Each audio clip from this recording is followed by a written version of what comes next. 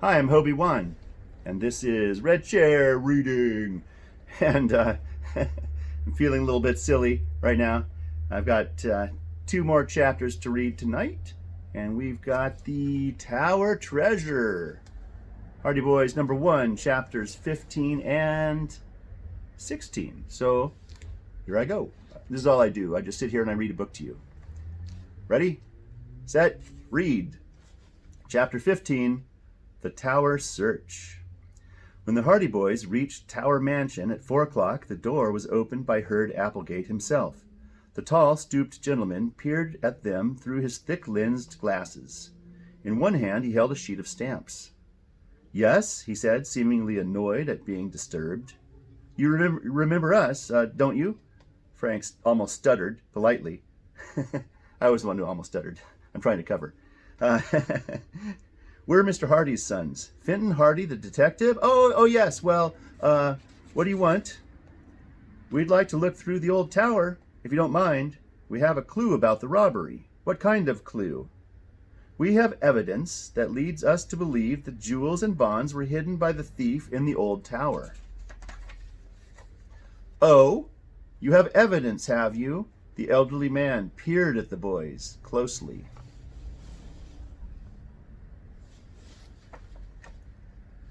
"It's the rascal Robinson, I'll warrant, who gave it to you. He hid the stuff, and now he's suggesting where you might find it, just to clear himself." Frank and Joe had not considered the affair in this light, and they gazed at Mr. Applegate in consternation. At last Joe spoke up. "Mr. Robinson has nothing to do with this," he said. "The real thief was found. He said the loot was hidden in the old tower. If you will just let us take a look around, we'll find it for you." "Who was the real thief?" "We'd rather not tell you, sir, until we find the stolen property. Then we'll reveal the whole story." Mr. Applegate took off his glasses and wiped them with his handkerchief. He stared at the boys suspiciously for a few moments. Then he called out, "Adelia!" From the dim interior of the hallway, a high, feminine voice answered. "What do you want?" "Come here a minute." There was a rustle of skirts, and Adelia Applegate appeared, a faded blonde woman. Of thin features, she was dressed in a fashion of 15 years before, in which every color of the spectrum fought for supremacy. "What's the matter?" she demanded. "I can't sit down to do a bit of sewing without you interrupting me, Hurd. These boys want to look through the old tower. What for? Up for some mischief?" Frank and Joe feared she would not give her consent. Frank said quietly, "We are doing some work for our dad, the detective, Fenton Hardy. They think they can find the bonds and jewels in the tower," Hurd Applegate explained. "Oh, they do they?" the woman said icily. "And what would the bonds and jewels be doing in the old tower?" "We have evidence that they were hidden there after the robbery," Frank told her. Miss Applegate viewed the boys with obvious suspicion, as if any thief would be silly enough to hide them right in the house he robbed. She said in a tone of finality. "We're just trying to help you," Joe put in courteously. "Go ahead, then," said Miss Applegate, with a sigh.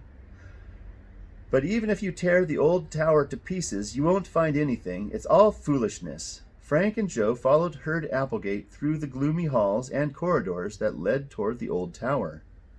He said he was inclined to share his sister's opinion that the boys' search would be in vain. Oh, she's a real peach. We'll make a try at it anyway, Mr. Applegate," Frank said. "Don't ask me to help you. I've got a bad knee. Anyway, I just received some stamps this afternoon. You interrupted me when I was sorting them. I must get back to my work." The man reached a corridor that was heavily covered with dust. It apparently had not been in use for a long time and was bare and unfurnished. At the end was a heavy door. It was locked, or rather, it was unlocked. And when Mr. Applegate opened it, the boys saw a square room. Almost in the center of it rose a flight of wooden stairs with a heavily ornamented balustrade. The stairway twisted and turned to the roof, 5 floors above. Oh. Opening from each floor was a room. "There you are," Mr. Applegate announced. "Search all you want to, but you won't find anything. Of that I'm certain." With his parting remark, he turned and hobbled back along the corridor, the sheet of stamps still in his gnarled hand. His gnarled hand. The Hardy boys looked at each other. "Not very encouraging, is he?" Joe remarked. "He doesn't deserve to get his stuff back," Frank declared flatly and shrugged. "Let's get up into the tower and start the search." Frank and Joe first examined the dusty stairs carefully for footprints, but none were to be seen. "That seems queer," Frank remarked. "If Jack Lee was here recently, you'd think his footprints would still show. Judging by this dust, there hasn't been anyone in the tower for at least a year." "Perhaps the dust collects more quickly than we think," Joe countered. "Or the wind may get in here and blow it around." An inspection of the first floor of the tower revealed that there was no place where the loot could have been hidden except under the stairs. But they found nothing there. The boys ascended to the next floor and entered the room to the left of the stairwell. It was drab and bare. It was bare as the one they had just left. Here again the dust lay thick, and the murky windows were almost obscured with cobwebs. There was an atmosphere of age and decay about the entire place, as if it had been abandoned for years. "Nothing here, Frank," after a quick glance around. "On we go." They made their way up to the next floor. After searching this room and under the stairway, they had to admit defeat. The floor above was a duplicate of the first and second. It was bare and cheerless, deep in dust. There was not the slightest sign of a hiding place, or any indication that another human being had been in the tower for a long time. "Doesn't look very promising, Joe. Still, Jack Lee may have gone right to the top of the tower." The search continued without success until the boys reached the roof. Here a trap door, which swung inward, led to the top of the tower. Frank unlatched it and pulled on the door. It did not budge. "I'll help you," Joe offered. Together the brothers yanked on the stubborn trap door of the old tower. Suddenly it gave way completely, causing both boys to lose their balance. Frank fell backward down the stairway. Joe, with a cry, toppled over the railing into space. Frank grabbed a spindle of the balustrade and kept himself from sliding farther down the steps. He had seen Joe's plunge and expected the next moment to hear a sickening thud on the floor 5 stories below. "Joe!" he murmured as he pulled himself upright. "Oh, Joe!" To Frank's amazement, he heard no thud and now looked over the balustrade. His brother was not lying unconscious at the bottom of the tower. Instead, he was clinging to 2 spindles of the stairway on the floor below. Frank, heaving a tremendous sigh of relief, ran down and helped pull Joe to the safety of the steps. Both boys sat down to catch their breaths and recover from their falls. Finally, Joe said, "Thanks. For a second, I sure thought I was going to end my career as a detective right here." "I guess you can also thank our gym teacher for the tricks he taught you on the bars," Frank remarked. "You must have grabbed those spindles with flash camera speed." Presently the boys turned their eyes upward. An expression halfway between a grin and a worried frown crossed their faces. "Mr. Applegate," Joe remarked, "isn't going to like hearing we ruined his trap door." "No. Let's see if we can put it back in place." The boys climbed the stairway and examined the damage. They found that the hinges had pulled away from the rotted wood. A new piece would have to be put in to hold the door in place.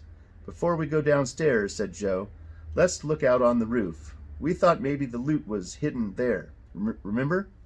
Frank and Joe climbed outside to a narrow railinged walk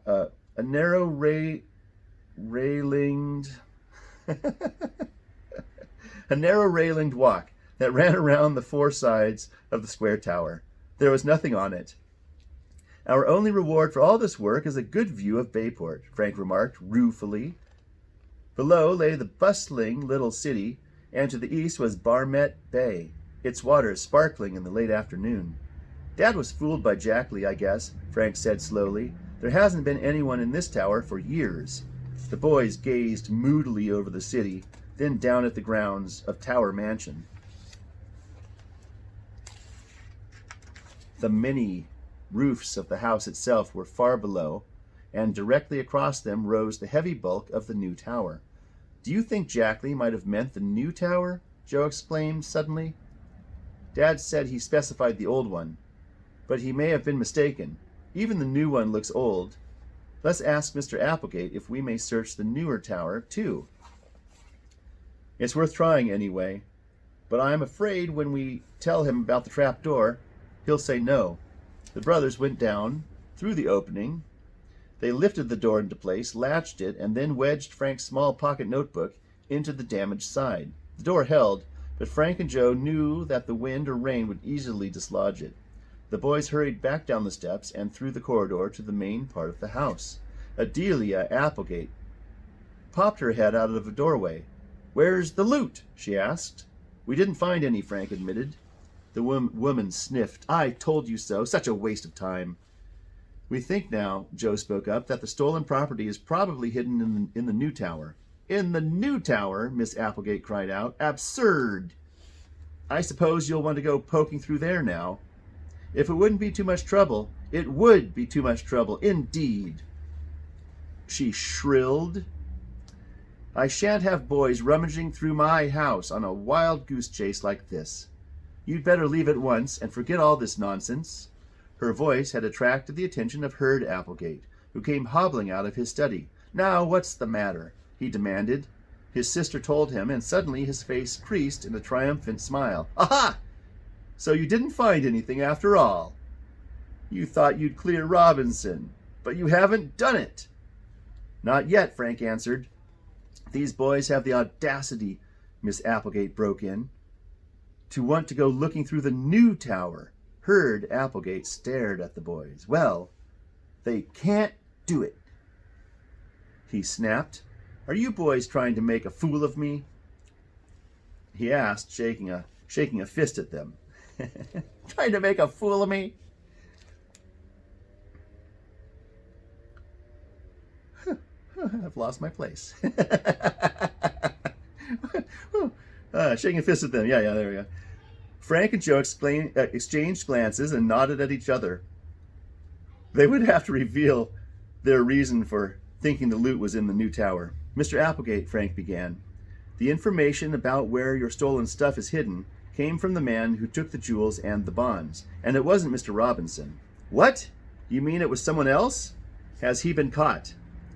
"He was captured, but he's dead now." "Dead? What happened?" Hurd Applegate asked in excitement. "His name was Red Jackley, and he was a notorious criminal.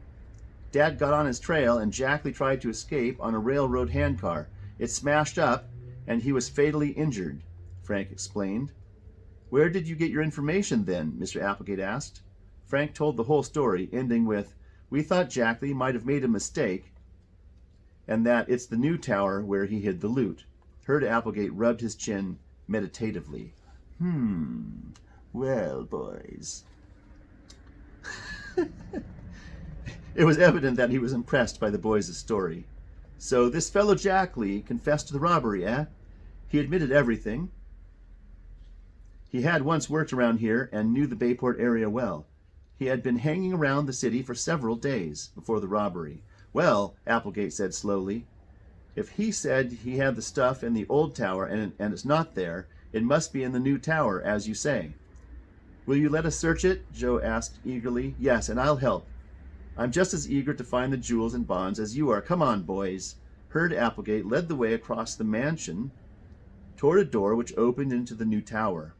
Now that the man was in a good mood, Frank decided that this was an opportune time to tell him about the trap door. He did so, offering to pay for the repair. "Oh, that's all right," said Mr. Applegate. "I'll have it fixed. In fact, Robinson. Oh, I forgot. I'll get a carpenter." "Robinson! Oh, I fired him." He said no more, but quickened his steps. Frank and Joe grinned. Old Mr. Applegate had not even reprimanded them.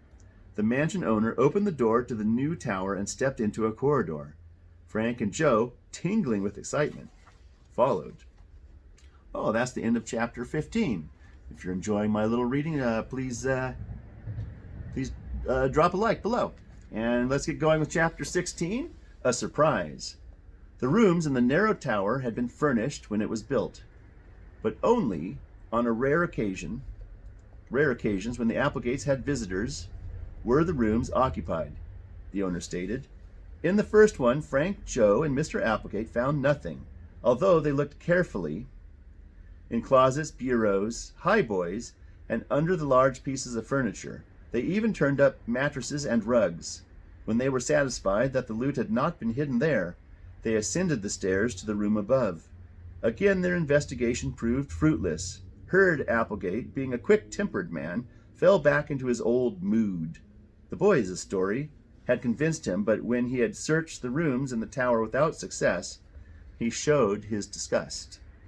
"It's a hoax," he snorted. "Adelia was right. I've been made a fool of, and all because of Robinson." I can't understand it," Joe burst out. "Jackley said he hid the stuff in the tower." "If that fellow did hide the jewels and bonds in one of the towers," Applegate surmised, "someone else must have come in and taken them. Maybe someone working with him, or else Robinson found the loot right after the robbery and kept it for himself." "I'm sure Robinson wouldn't do that," Joe objected. "Then where did he get the $900? Explain that." "Robinson won't." On the way back to the main part of the mansion, Hurd Applegate elaborated on his theory. The fact that the loot had not been found seemed to convince him all over again that Robinson was involved in some way. "Like as not, he was in league with Jackley," the man stated flatly. Again, Frank and Joe protested the ex-caretaker did not hobnob with criminals. Nevertheless, the Hardys were puzzled, disappointed, and alarmed. Their search had only resulted in him implicating Mr. Robinson more deeply in the mystery. Back in the hallway of the main house, they met Adelia Applegate, who crowed triumphantly when she saw the search party returning empty-handed. Didn't I tell you, she cried. "Hurd Applegate, you've let the boys make a fool of you." She escorted the Hardys to the front door, while her brother, shaking his head perplexedly, went back to his study. "We sure messed things up, Frank," Joe declared as they walked toward their motorcycles. "I feel like a dud rocket." "Me too." They hurried home to tell their father the disappointing news. Fenton Hardy was amazed to hear that the stolen valuables had not been located in either tower. "You're sure you went over the place thoroughly?" "Every inch of it. There wasn't a sign of the loot. From the dust in the old tower, I'd say no one had been there for ages," Frank replied. "Strange," the detective muttered. "I'm sure Jackley wasn't lying. He had absolutely nothing to gain by deceiving me. I hid it in the old tower." Those were his very words. And what could he mean but the old tower of Tower Mansion? And why should he be so careful to say the old tower? Since he was familiar with Bayport, he probably knew that the mansion has two towers, the old and the new.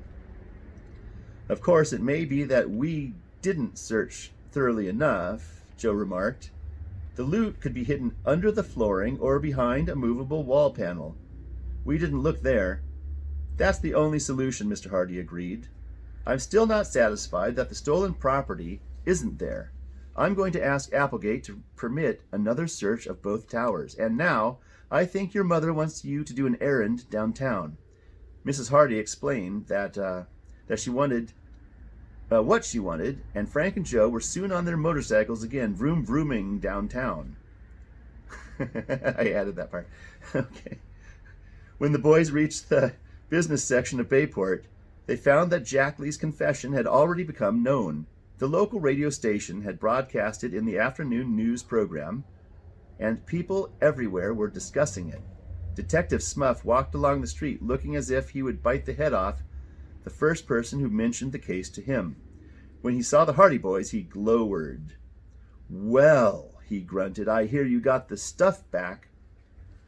"I wish we had," Frank said glumly. "What?" the detective cried out, brightening at once.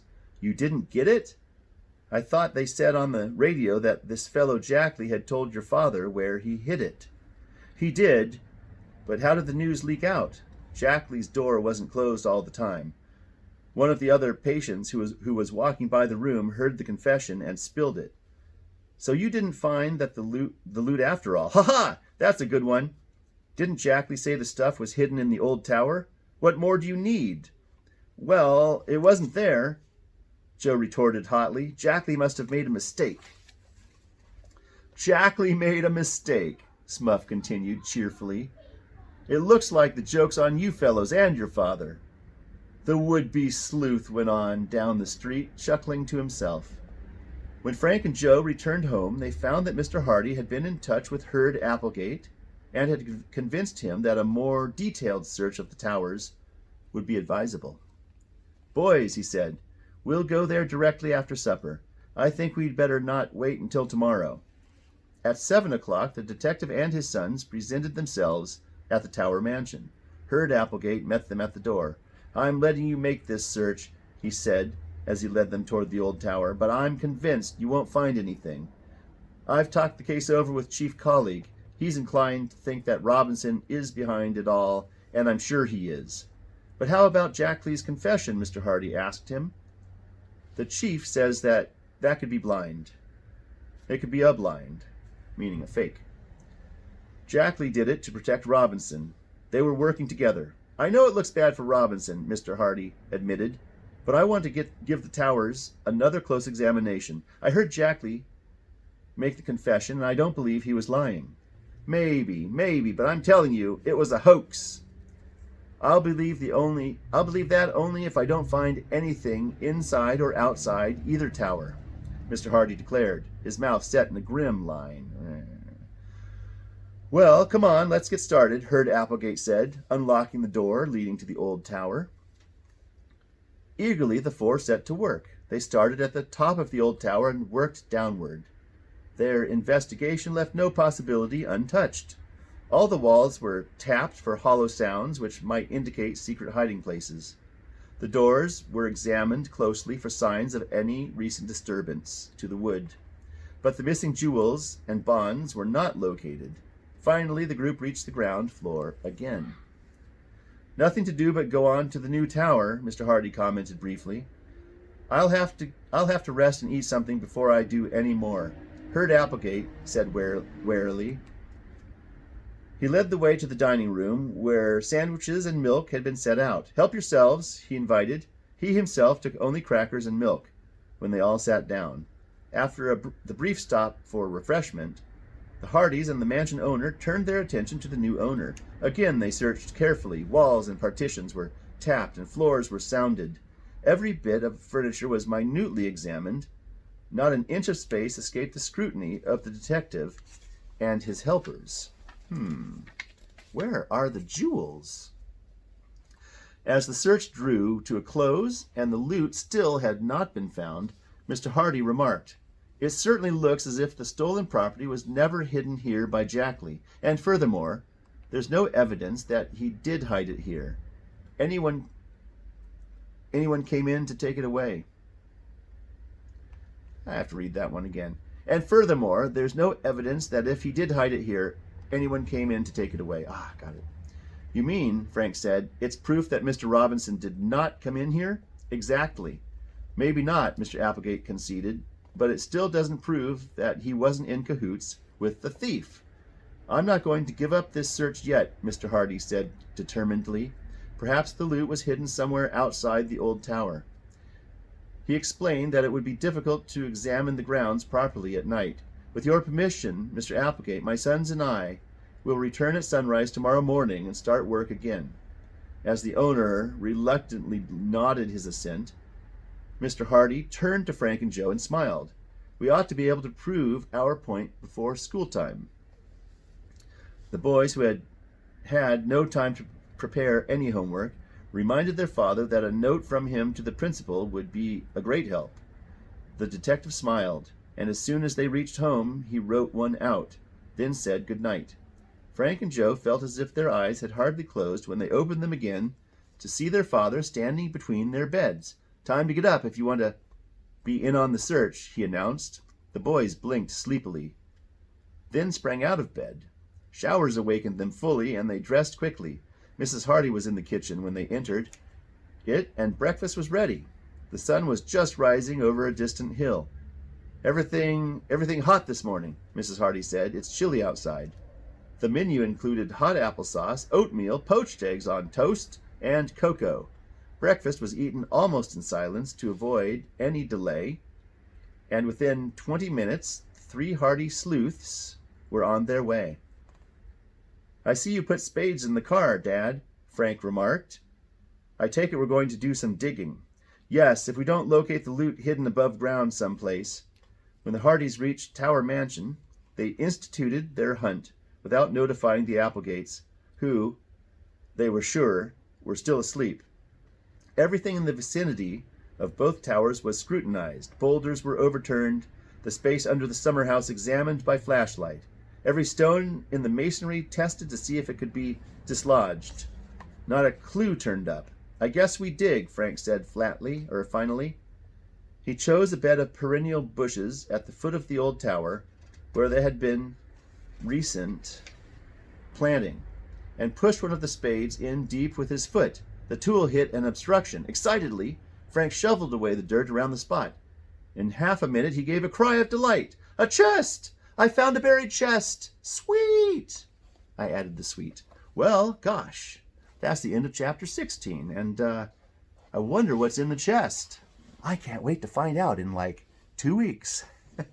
So I hope you enjoyed the reading. Click this button here for more chapters, and be sure to subscribe, and come back again, and let's read a book. All right. Thanks for watching. I really appreciate you. Thanks a lot. Catch you later. Bye. Oops, I'm going to press the button this time. Here we go. I'm stopping it like